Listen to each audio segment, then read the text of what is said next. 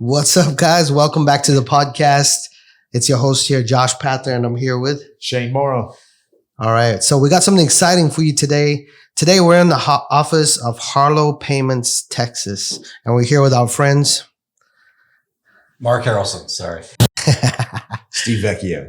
Welcome, guys. Welcome to the show. So we're here sitting in the office, and we've been working with these guys now for about 3 or 4 months, and we love what they have here. The operation, it's personable.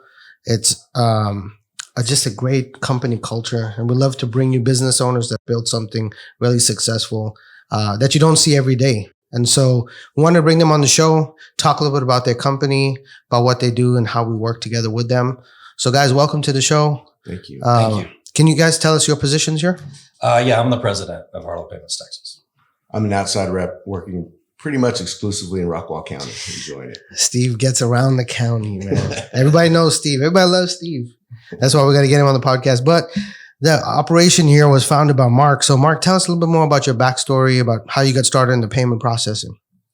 I've been in processing since '97. I was actually a bartender working with a friend of mine, and a friend of his started up a company. And I started off just like Steve. I was an outside rep, and I went all over East Texas. Learned about that, did well, got a promotion to come in and grow a team. That gentleman sold his company. I went to work for another company, and I did that. I was fortunate enough to do well in the industry. And then I decided that I wanted to do it my own way.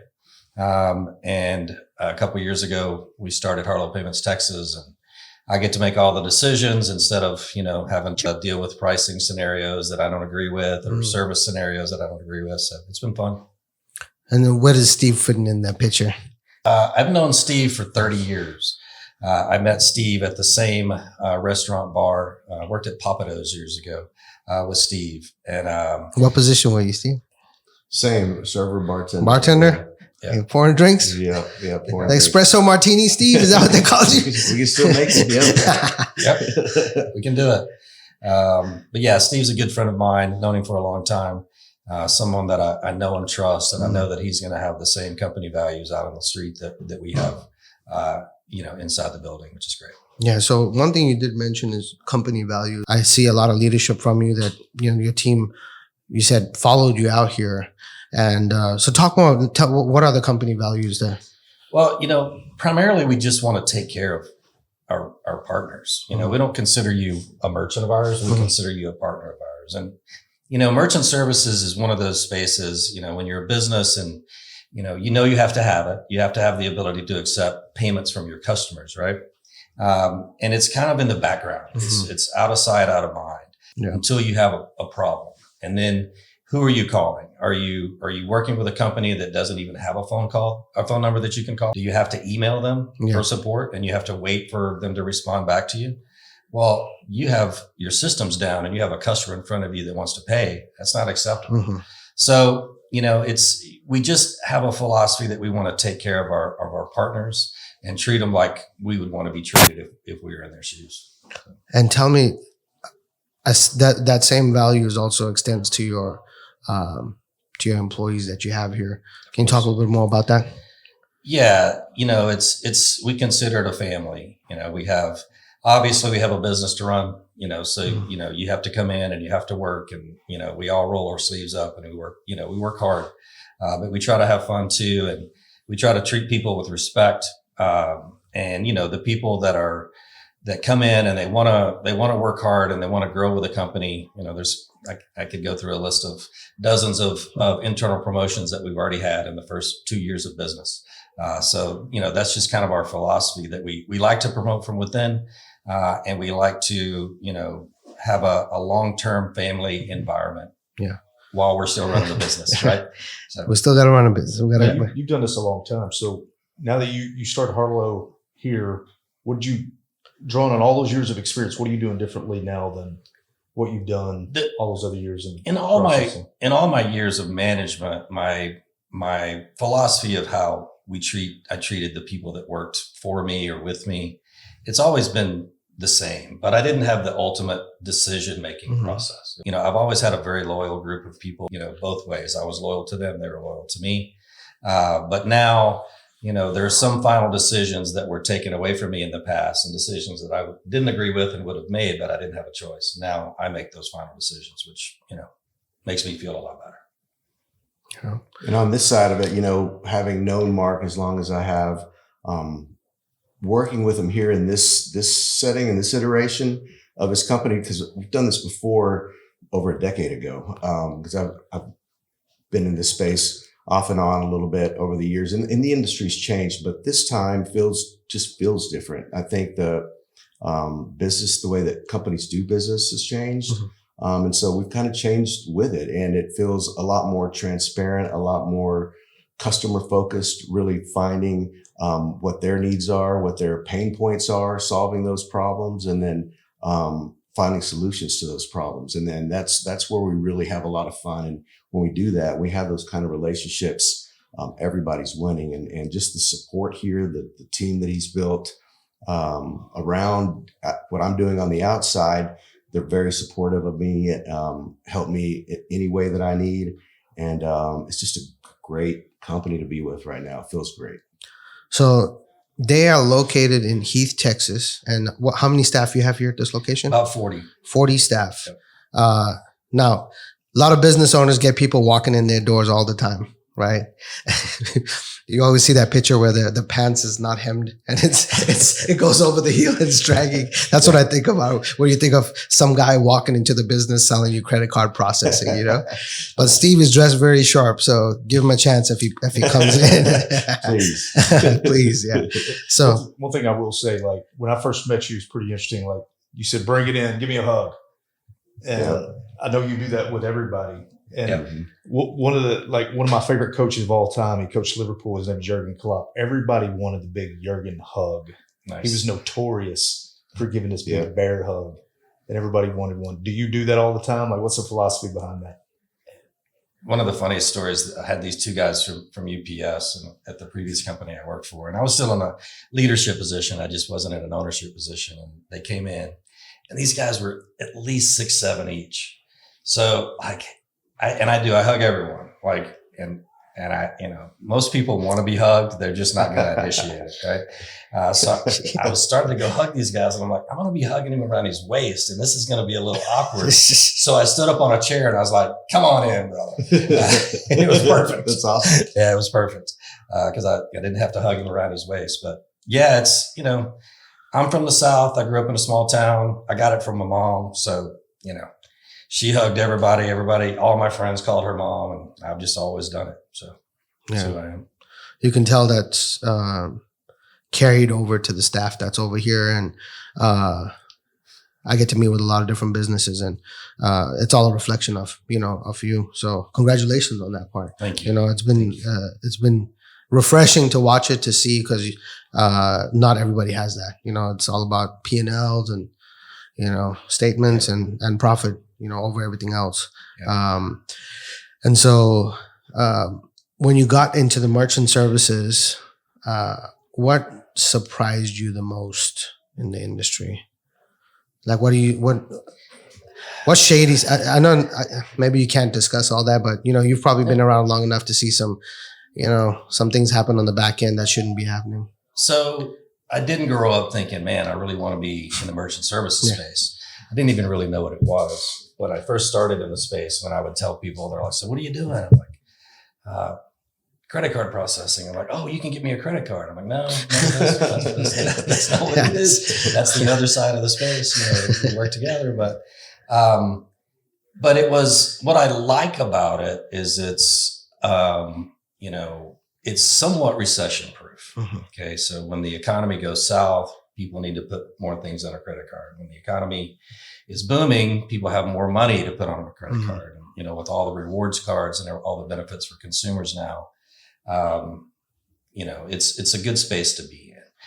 What I don't like about the space is, you kind of described it a few minutes ago. You see that guy with the shaggy jeans coming in from the street and, trying to sell you credit card processing. And then he seems like a nice guy. He seems, honest. And then you sign up and then you never hear from him again. Yeah. And next thing you know, you're paying twice or three times what he told you. Right. So I don't like it about the space. We capitalize on that. But the number one thing we have to overcome is trust, because there's so many companies out there that do it the wrong way. So, Was that the business model for a long time? What you just described? The business model, if I'm understanding you correctly, it's still that for most of the companies that are out there. Yeah. It's they don't care about service. All they care about is numbers. Yeah. There's a lot of, reps out there that are independent contractors that are here today, gone tomorrow. And it's not our philosophy. Again, we try to create long-term partnerships. And we do capitalize on the fact that there's a lot of, for lack of a better way to put it, shady characters in this space. So, we're not that. We're the exact opposite of that, but it is something that I don't like about the industry. Yeah. So we face a lot of the people, we're partners and we bring a lot of business to Harlow, and we're always promoting them and they're promoting Lead Fuel as well. And we always get the question, hey, what's the difference between like you guys and Stripe or Square? There's a lot of merchants out there that think, hey, perfect, they'll give me a terminal or whatever. And they may be seeing an ad or something like that. And this can be a question for both of you guys. So how do you guys overcome that? What's really the difference in the bottom line that you can simplify and break it down for business owners? Let me jump in for just a minute, kind of off of what he just said, overcoming some of these other companies, overcoming the perception of the negative perception of merchant services is still a challenge. And it cuts both ways, because we do work around that, use that to our advantage to try to get new partners to trust us enough. But it's difficult overcoming some of that negative perception. And that's why, being in these spaces and building that trust, we do a lot of networking together, and being involved with the chamber, just being able to really getting people to understand that's a different way of doing business that we just don't. We're different, and it starts with Mark, and I'm trying to replicate that outside, and so we're still being working up against that, coming up against it all the time, but we do capitalize on it because there's opportunity for us because we are different. And so but with like what you just mentioned with Stripe, PayPal, Square, they're very prominent, and those are great for a business that's just starting. They don't have a track record of business, and so it's easy to start taking payments with those processors because they don't have an onboarding process, a risk management, underwriting process that we do, and so they start that way. But then as they start to grow, they'll start seeing problems, and when those come up, that's where it becomes easier for us to get them, and we can help them definitely. Not just in cost, but a lot of other ways. Faster funding, if there's an issue. You guys do daily payouts, which is great. Yeah, that's right. Yeah. And Mark may be able to speak more about that. Yeah, no, it's very well said. They market themselves. Let's take Stripe and Square. They market themselves very well. Square came into the space, I don't know, 15 years ago or so. And they made it really easy for a merchant to sign up. It doesn't matter. And they really focused on the really small, what I call micro merchants. And they have some decent technology now. They've started to swim upstream a little bit, but the support, again, if you need something, you don't have somebody that's going to pick up the phone and help you. Right. And, it's the same thing with Stripe. They're massive companies, and they are, I will give them this, they are fairly transparent with their pricing. They do increase their pricing more than, if I was a merchant, I would prefer, but it's a different level of service that we provide. And, 9 times out of 10, we can save you money from what they're offering you on the street. A lot of what's happening now is explain that with the master accounting and, that you can get frozen. So the payment facilitator? Yeah, like how Stripe is and how they can just block you at any time. Yeah. So Stripe and Square are what's known as a payment facilitator. So when you sign up for Square, you don't actually have a merchant account with them. It's really easy. You can go online and get a merchant account, what's called really a sub-merchant account, in minutes, all right, where admittedly our underwriting process is different because we do everything on the front end. They don't care because a big percentage of their merchants never even run a transaction. But when they do, now they start to look at you. Oh, well, I need to get this, right? And how do they solve that? They hold your money until they get it in many cases, right? We don't do that. We do all of our diligence on the front end. And everyone has their own merchant account, an actual merchant account. Yeah. They're not grouped into a big conglomerate like Square would do. So it's just a different process for the merchant moving forward. Give me the high level, like you guys make money on interchange fees, right? Give me the dummies, high level, 30-second. What is an interchange fee and how does that work? Yeah, so we don't actually make money on interchange. We make money on, it's commonly called the discount rate or the spread between interchange and the pricing that we offer. Interchange is what Visa, MasterCard, Discover, Amex has a similar cost structure, but it's not called interchange with them. But that's what they charge companies like us to be able to facilitate that transaction. To use their system. To use the system. It's kind of like the AT&T of the world, or the Verizon. That's, but you can't, unless you're Walmart or someone like Walmart, you can't go direct to Visa. You have to use a company like Harlow or Stripe or Square or whoever it is. There's hundreds of companies in the space. So they charge us, all of the companies the same. And then we decide what our markup is on that. And that's the money that we make on top of interchange. So the bulk of the fee is going to be the interchange rate. So whatever that merchant is, or whatever that card costs, that's the interchange fee, and that's the bulk of it. It's a straight pass through for us. We don't make money on that. Ours is just the small piece that we add to actually process the payment. Yeah, it's 80-90% of that fee that the merchants are paying. It goes to Visa, whatever, MasterCard, American Express, Discover, and a portion of that goes to the card issuing bank. So if you look in your wallet or your purse, you have a credit card and it says Citibank or whatever. It says rewards, it's a reward card. You know that it's maybe an American Airlines reward card. So you get free flights off of that. So a portion of that money goes to Citibank because they issued it, and a portion of it goes to Visa and the sponsor bank, which there has to be a sponsor bank in the loop because they have to guarantee the funds. If something happened to Harlow, it's not. But if something happened to Harlow, just like every merchant, they have to have a guaranteed bank that's going to, guarantee that they're going to get their funds. Gotcha. But I think that's a big misconception. People think that they see a 3 or 3.5 or 4%, that it's all going to the processor, and that's just not true. Most of that is a pass through. That would be great. It's just not the case. It's not the case. Yeah. Steve, you work a lot with the businesses. Tell us about like your last couple of clients that you signed up. Like, what's your process when you go out? What do you look for? How exactly do you break it down? Yeah, so I'm actually I'm trying to build relationships and really find out what a business is doing, where they're at, where they want to go, what they want to do, and being a resource and an asset for them, and find them resources and things. And maybe they need a website. Well, we can help with that. Maybe they need to get found. We can help with that. But the triggering the whole process is going to be, well, let's look at your fees, your fee structure. How much money can we save you from your current processing and what you're doing there? And that very often unlocks a lot of other things. So if we can save a business, 3, 4, I met with someone just on Monday that we save them about $800 a month, and that's impactful. That's a lot of money over the course of 12 months. Over that year, you're pulling back thousands. And what can you do with that money? Can you reinvest in some new equipment, maybe an employee, maybe get more leads, do those things. And so,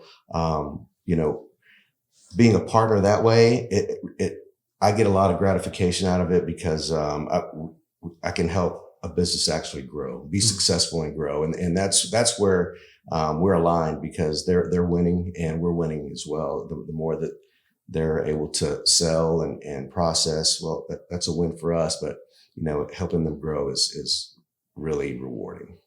Yeah. Perfect. So a little bit of plug on there. So when Steve goes into a business, if they don't have a website, he gets in touch with us and we help them at Lead Fuel. All of Lead Fuel's customers are processing with Harlow payments. And so what's that onboarding process look like? Well, it's a lot of basic business information that you would have as a business. You know, it's going to be your EIN, your company name. Are you an LLC, a sole prop, all of those things. And then there'll be some other things that our underwriters, the risk department, they'll want to see. They'll take a look at a physical location. They'll want to see your website. They'll want to see marketing materials, that it's a legitimate business and not something that it can be risky, that, you know, that there are a lot of people that use merchant services to sell illegal items or things that are, you know, not regulated, things like that. And so our onboarding process is a little bit more stringent, but that really helps on the back end. So we can facilitate funding faster. That money won't get held up. I just had a merchant this week who had a larger ticket than was normal. And it was flagged by our risk department. I got the notification before he even did. And so I reached out to him. He sent over the actual invoice with some other supporting documentation, ran that up to, sent that over to our underwriting department, and they released the funds next day. So having a partner like that makes it Nobody does that. Yeah. What's I that? never get a phone call from anybody. If something's fraudulent, you know, you found out. Yeah, you do on the issuing side. You know, like you may from your credit card, they may call you, but merchant services they don't, because they just look at it and say, well, we have the money. They'll call us. That we try to be proactive in those scenarios. Right. And there's a reason for risk departments, and Steve alluded to it a little bit. You know, stolen credit cards. There's fraudulent companies that try to set up merchant accounts, and we probably have 4 or 5 a month that try to start up a merchant account with us. But you know, what people don't realize is somebody runs $20,000 worth of stolen credit cards through.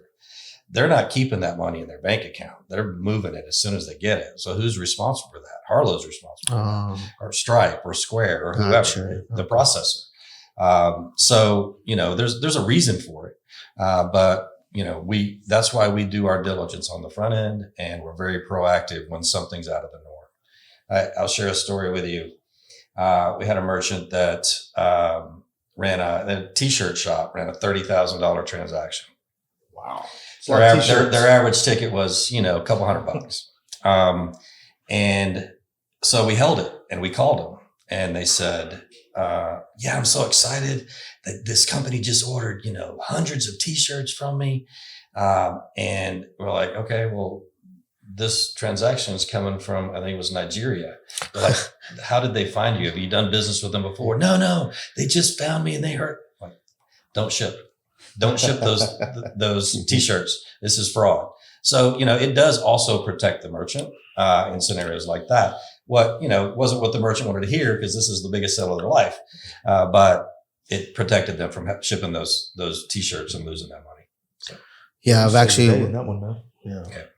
Yeah, I've actually lost quite a bit of equipment, $5,000 to $10,000 worth because of fraud. It would be nice to get a call back from someone, but not all companies care like you guys. One thing I will say, watching Steve in action, you know, we've been in the internet age for a long time, and you don't hear stories about how you can just pound the streets and make money, but it's an old school way of doing business. But man, I've watched you and I'm watching you with Lead Fuel. It works. Yeah. Getting to know the community, getting entrenched in the community, and having a good product to sell. Yeah, absolutely. And, you know, with Mark and his experience in building teams and finding sales formulas that work, having sales team leaders that are very knowledgeable, can walk you through anything on the phone. If I have a question, I can call in. Somebody's going to help me. And it may be Mark. It could be Dakota, Jared. Somebody's going to jump on and help me with any particular situation. But what I've found, I think the way that people do business a little bit has changed, but I still incorporate some of those old school. It's like we're circling back. Yeah. I mean, it's shoe leather, knocking on doors, leaving cards, introducing myself. And that I did a lot of that. It still works. Yeah, for sure. I did. I hit that really hard, and it's paid off because I started getting into more networking groups and getting seen more that way. And when I was introducing myself to someone later on, I'd meet them in a networking, just a group, an event. I've seen your card. You came into my office before. It's good to finally put a face to the name, something like that. If I couldn't meet with them previously, but it's, just coming back around all of those things. So it's incorporating all of it. But I think the relationship part is more important now. People want to do business with a company they trust and that they feel good about doing business with. And so that's where I think I'm really having some success. It's just really just demolishing the old paradigms of what a merchant service company is. It's refreshing to see. Yeah. And I'll tell you something else that's refreshing is watching you guys collaborate together. People talk about that. Sure. But I'm seeing like there's a massive synergy between Lead Fuel and Harlow and what you guys are doing. Talk about that, bro. And then I want you guys to talk about that as well. Yeah. So from our end, we've been approached by quite a few credit card companies in the past. We've talked about it, and it's all characters. I mean, it's like a movie you're watching. It's all characters. It's like a Tarantino movie. Yeah, Tarantino. Yeah, that's what it is. None of them had an office. Nobody invited us. Nobody hugged us. It's all about the hug. It's all about the hug. So I was like, these are the guys. Man. This is it. We're going to do it. We had our first lunch. So how me and Steve actually met. So we're part of a networking group. When we say networking group, I mean, people think it's gone away, but they just don't understand what's happening. It has such a negative connotation these days too. I mean, I feel that. Do you feel like that? Well, I think there's so many out in this area that, and they are successful in their own ways. Right. The one that we found each other at is really unique and just out in this area, even out of all the networking groups that we see. It is particularly unique. It is a lot of smaller businesses, but it feels more like family. People really know each other, and they're intentional about referring each other because it is that relation. It's relational, so you build business those relationships. is still about that. It's still all about 100%. Yeah. And so that's been really unique there. And I was looking through my notebook yesterday, and I saw where you wrote your name down and your phone number. It was. I'm glad you could read it, bro, because my handwriting is terrible. Yeah, I was like, I'm never going to hear from this guy again. Was amazing, and if I could just finish that story a little bit, I don't know what it was. I said something ridiculous. He picked up on it. He's been giving me crap about it ever since, and so, but there was something there. There was something that you saw that I said that made you curious, that you wanted to find out more about us. And so I sent over the website over to Mark, and our guys took a look at it. And I was on my way to another appointment. When I got out of that appointment and got back in touch with Mark, he said, see if you can set up a lunch. It was, it had enough to it. He saw enough in that moment to say, let's see if we can set up a lunch. And I think I got back in touch with you later that evening, and we had a lunch set up 2 days later. The rest is history. You know what you actually said was, I set up you set up a guy that was at this networking thing, and you said you messed up the account numbers and the money went to your account. It was great. Not my account. It was we had the routing number and the account number backwards or something. It was all you could do is laugh at that, bro, because it's like my realtor used to always tell me like, oh, we'll send the money to Mike's Hawaii fund. So yeah, networking groups have been great. And, for those of you that are not doing, I mean, some of the groups that we attend, Rockwell Chamber Group, Arcan, Roy City area networking. What are some other ones that businesses can look? Yeah, I just came from one a little bit earlier today. It was BNI. It's a great group, a closed group. There's another one that I've been to that meets on Wednesdays in the morning that they're a closed group as well. And they're very intentional about referring each other and connecting people to their group and just making those types of connections and referrals. There's other master networking groups, but there's one that meets on Thursday mornings at Beer Me and Fate that it's a good group as well. So there's several. And then with the chamber, there's so many events that you can really dig into. There's 60 MPH is a good one. It's 60 meetings per hour.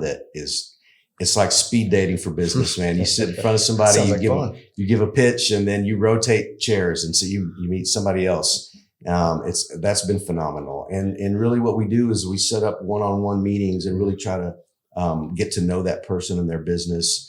And that's where the relationships start to happen. And then I had one, it just came up. We set a one-on-one for Monday, and man, we can save him about $10,000 a year, and he doesn't have to change anything that he's doing currently other than set up a merchant account with us and change processors. It's remarkable. Doesn't have to change anything of his day to day. Everything stays the same. All the billing, the recurring, invoicing, it's all the same. We can just process for less. And so that's exciting. And people don't know that.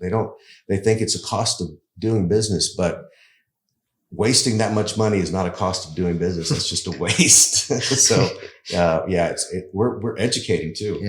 Yeah. Tell me how the lead fuel works so well with what you guys do, how you're able to add that on as kind of like an add-on to what you do to make what you do even more sticky for customers. Well, there's so much that this CRM can do. It's AI driven. It has so many tools that can help a business, especially a small business, to scale, to really operate efficiently, because it can handle so many things like your phone, your email marketing, your text messaging, invoicing. You can do estimates. All those types of things really help a business to grow and scale, and everything within one seamless CRM. And it's the more that, you learn something new about it every day. It's so robust. It does so many things, and Mark can tell you about some of the other experiences that some of our other team members have, what they've experienced in selling it, and just making people aware of it, because it really can do so much. Yeah, it's awesome. When I first saw the demo, I did a little research online before I had lunch with Josh, just to make sure. Did I make it to underwriting when I met him? You made it to round 2, bro. And I was very impressed. And then when they came in and did a demo for us, I was like, man, this is awesome. Because, we deal with a lot of, we have very large retailers and very small retailers and everything in between. But we may be talking to, a guy in Omaha, Nebraska, or Rockwall or Rowlett or wherever. And maybe it's a transmission shop, and this guy is the best at changing a transmission in the area. But he never went to business school. He doesn't know how to run a business. But he's trying to. He's trying to, change as many transmissions as he can a day, as well as running his marketing, his email campaigns, his Facebook, all of the things. And he just doesn't have time to do it the right way. And Josh and his team, they take over as little or all of that. And it's just an amazing product. Another thing I like about Lead Fuel is their adaptability. We've talked a little bit. Steve spent quite a bit of time talking about, like, we like to find solutions for people that solve their problems. And, Lead Fuel didn't solve all the problems at first, but now it does. Because we went to Josh, we said, we need this. He's like, okay. And he built it. So it's a really cool, collaborative, partnership like you talked about. I love it. It's really enhanced our sales efforts, and it's a great partnership. And so for you guys listening out there, it's old school. Figure out different industries that you might be able to collaborate with, but actually do it. Like I hear Josh selling Harlow all the time, right? And same thing. We walk in your office and I hear people selling Lead Fuel, right? That's a true collaboration where both parties win. And you can share referrals on top of each other. So that's just my recommendation for you guys out there. Stay local. It's still a good thing. And then collaborate with somebody that has a synergistic business of what you got. It's a beautiful thing when you watch that work.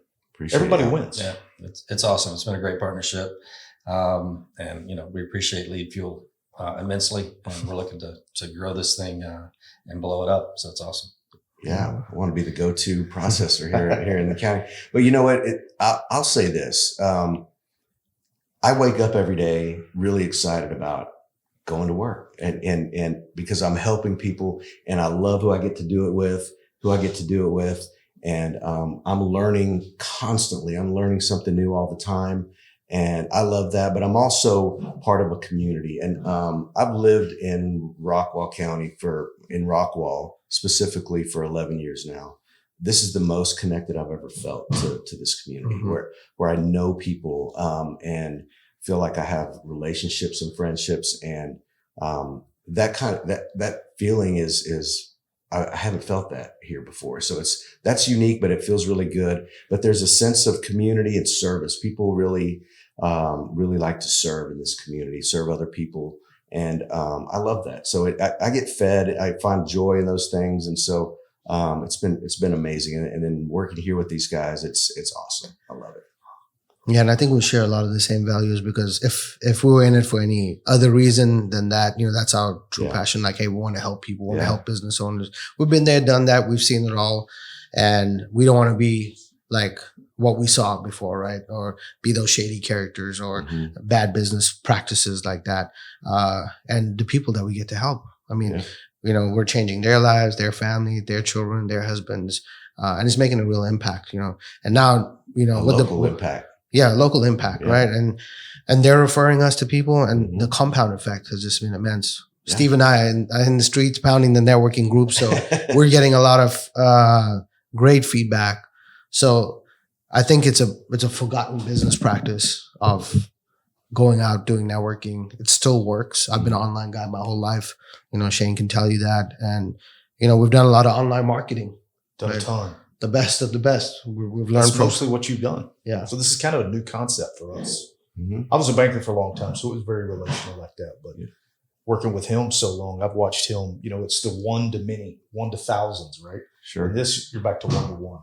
Yeah. 1 to 2, 1 to 3, whatever. So, and I will add this, like you're talking about helping people, like we come alive when we help people. At the end of the day, we're built with these souls in here that come alive when we get a chance to help people. So this whole thing we're talking about, you get to do all these things at once. It's a beautiful thing. Were you going to say something more? Yeah, no, I was going to add, you mentioned that it's 1-to-1 and it's local, but sometimes it's not 1-to-1. Sometimes someone that you meet at one of these networking groups, they open up opportunities nationwide or in another area or another state. So yeah, it starts 1-to-1 and it really does work. And when you're going to these networking groups, it's not, you don't go there once. You can't, You don't go there twice. You go there and you're genuine and then you do follow-ups. And, I think Steve can tell a story or two about how when he first went to some of these networking groups, again, because did they like you, Steve? The people in this space, they're like side-eyeing him a little bit. Another credit card. Uh-oh. Yeah. Red flag. Did you get a red flag? 100%. It was, it took a while, it really did. But, one thing that happened early on, that I'm really grateful for had to be a God thing. I just believe that. I had an appointment set for me from an outside call center, brought me to a merchant, that's in Terrell, a little bit further out. And so, went there. But again, he had some serious pain points that we could help him with. And we could solve some of those problems. And he was willing to try anything, gave me a shot, and we helped him right away. And, he's like, you're going to Arcan with me. So I went to, and I haven't missed a meeting since. And that was almost 6 months ago, almost. So no, maybe 5 months, but, in that time I haven't missed once. And, great people there. And it's overcoming that side eye, that level of skepticism is taking a little bit of time, but, it's getting there. And there's some crossover between other groups and the Rockwall Chamber and Rockwall people, but I'm getting there. I'm not quite there yet. I still go into a room sometimes and, you're not approached very much by people because you are a merchant services company after all, but, it's getting better. It's getting better. Yeah, for sure. Well, we appreciate you guys joining the podcast. We appreciate the partnership that we have with you. Any final words before we depart? Appreciate you guys as a partnership. Love working in this community, working with the people that I work with, the partners that I work with. And, we're here. If you need a good processing partner, choose Harlow. Absolutely, 100% what he said. Great company. We do have a local impact. If we'd just like to talk to you, you may not know or think you know that we can actually work with your company and save you money, but just give us a chance. We'd love to talk to you and see if we can provide some value and solve some problems for you. But we love working with you guys. You guys are awesome. It's been a lot of fun. Looking forward to more of it, man. Absolutely. All right. Good stuff. Okay, guys, take care. Thank you.